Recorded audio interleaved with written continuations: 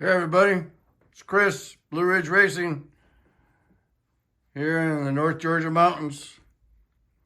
Saturday, January 20th. After what I saw something earlier this week, I decided I was going to have to do a video today. But anyways, I wanted to share a little bit of the history and how I got started, what I did, etc., to get to this point. And as I've said in my prior videos, I really started this 2 years ago, January of 2022. Second COVID winter, bored. Had just finished up a hot rod I had been building, a real one, and blah, blah, blah. So I'd always, every few years, thought about slot cars and thought about HO scale. I'd had bigger ones and littler ones when I was young. I used to go to those tracks where you plugged your controller in. It was 50 cents for a half hour or an hour, whatever. Those were the big ones. And I'd say, no, I'll put it up and then I'll put it away. Or I don't have room, or I don't have time, whatever. And then finally I got to the point and I said, let me look at this and see what's out there nowadays. So I got online and I went on to YouTube and I found these videos of this guy up in Ohio that owned a toy store. It was Brian Young from ProTinkerToys.com. And I watched one of his older videos and he was comparing two AFX sets, the Super International and the Giant Raceway. And I can remember that Giant Raceway because it had the most track. It fit in the smallest space. That's kind of what I was looking for. I didn't want something that just, went around in a half a second or a second. So I watched his video, knew I didn't need 4-lane where I lived because I wasn't starting up a slot car club or didn't have a whole lot of people around that would be interested in doing something like that. So I went and I said, you know what, I'm gonna start investigating that Giant Raceway. So I found a local hobby store in a small little mountain town called Andrews, North Carolina, about 45 minutes from me. And this guy had the Super International, but he didn't have the Giant Raceway. He had very little in slot car. He was mostly RC. So, and I hope I don't get too shaky on this camera. I'm doing a handheld video today.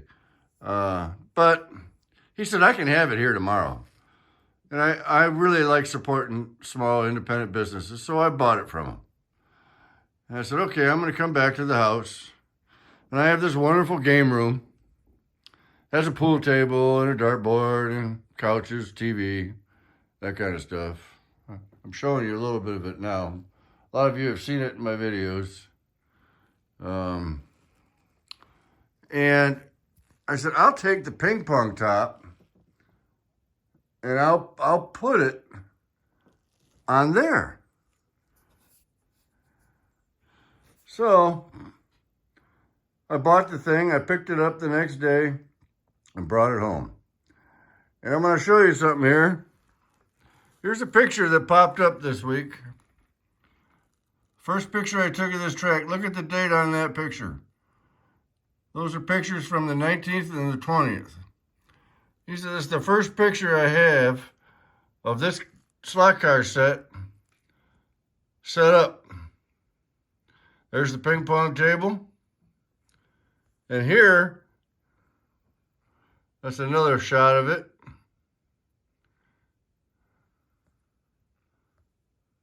And here are the cars I started with. These two came from the set. These two, the guy had in stock on the wall, so I bought those. And then in watching Brian Young's videos at Pro Tinker Toys, he had these two exclusive cars. I said, oh, I got to get those. That's because that's a 56, the year of my birth. And Nomad, if I continued in the hot rod arena, that was my next car I was going to get. But that didn't happen. So there's the track as it was. And after a period, and talking with my wife, and she says, you know, you're right. You know, we don't use that game room. The limited amount of visitation we get, you know, shoot, go ahead, do what you want. So then it was game on. It started. So now, here's the track. I'll zoom in a little bit. As you've seen over the course of those that have watched the videos,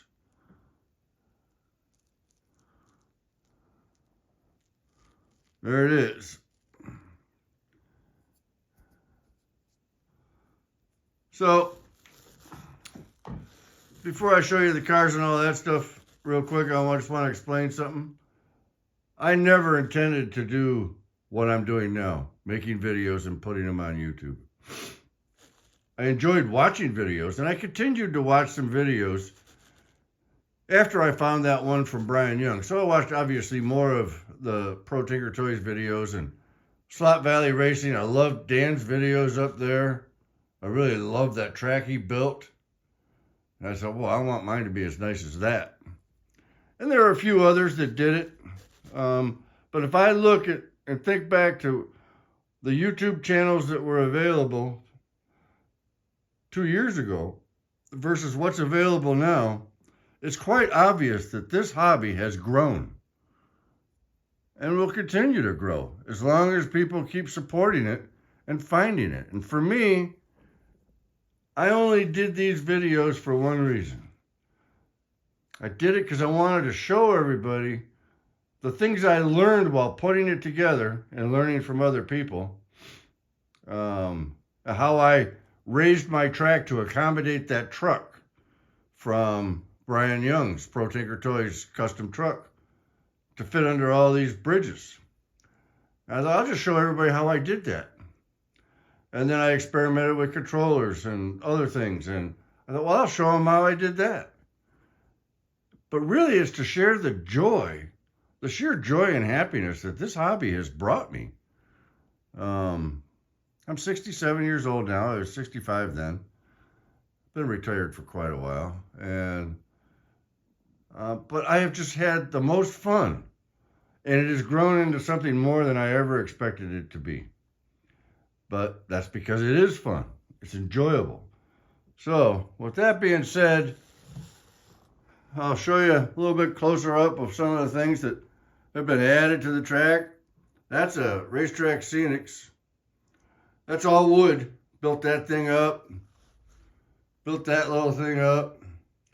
I had a couple of those cardboard ones, but I gave those to Adam when he started his track in his new house down in the that room off the theater room. So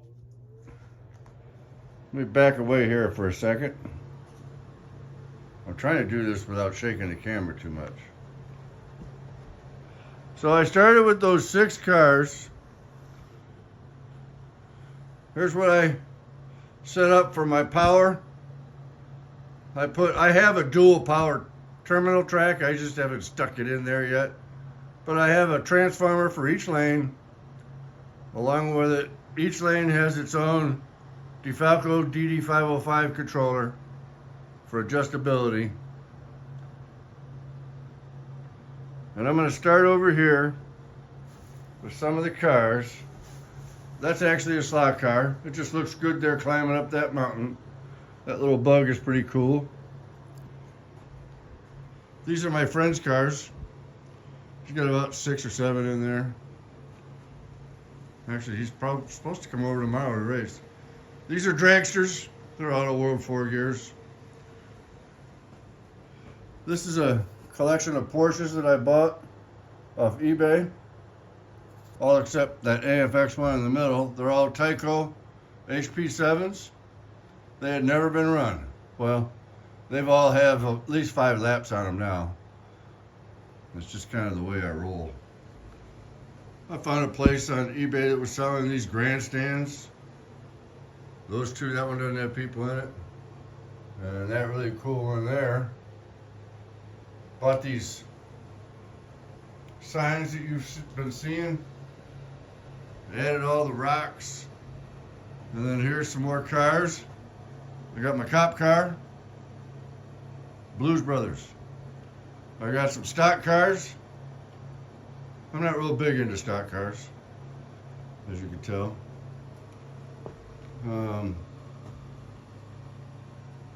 There's my garages. And the lids lift off of those. I'll show you. So you can see inside of them.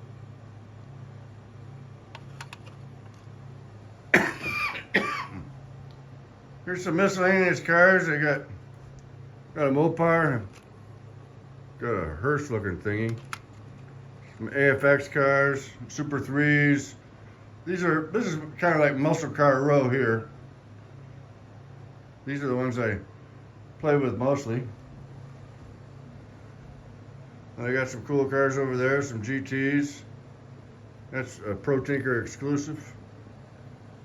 Some Ford GTs, some F1 cars. Over here, these are all cars that the real model year of the car that's depicted in the plastic form. These are all pre-1960. They go from 1929 to 1959. And then I have little viewing stands that I put various cars on that I'm gonna run, or I just wanna look at. That's that new Badman from Pro Tinker, a Jeep, some cool little customs. The bodies aren't custom, but the chassis are. Viper Scale Racing. Then I come over here. This is where I keep more cars. I actually do have two that are still in the package that I didn't open. I can't believe I did that, but I just have no room for any runners over there. And then here's where some collectibles are. Those top 7 are my Cobra GTs, Daytonas. Some of those, as you can see, there's a spot, so that means I must need one more. There's a copper one I want, but I found one for $700. I don't think so. And these are great looking cars, good run-ins. I got 2 SRTs and 2 Mega G Pluses. Those down there are the original Thunderjets that I just ran in the last video. A couple more AFXs. Got those 2 here are Tyco Pros with the wipers. And those are Hobby Lobby 1999 cars that I bought just in case I needed the chassis to go in some of these older bodies I got from my brother-in-law. And then I got a couple of, there's an unused Viper GT Custom. That's one of the 2 I got. I got the silk cut in that one. That silk cut right there in that one. They're Japan issue. That's where that Badman will go when he comes off the viewing stand. And then here's